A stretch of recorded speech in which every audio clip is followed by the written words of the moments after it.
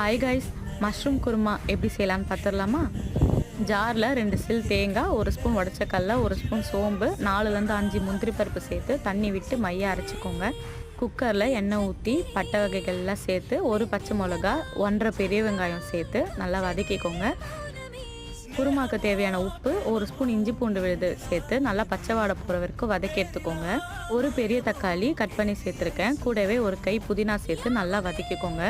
காரத்துக்கு 1 ஸ்பூன் மிளகாத்தூள், 1/2 ஸ்பூன் கரம் மசாலா சேர்த்து ஃப்ரெஷ் பச்சை பட்டாணி இருந்தால் சேர்த்துக்கோங்க, 1 கை அளவுக்கு.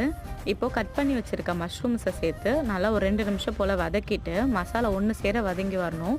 இப்போது ஒரு 3/4 கிளாஸ் தண்ணி சேர்த்து நல்லா கொதிக்க விடுங்க.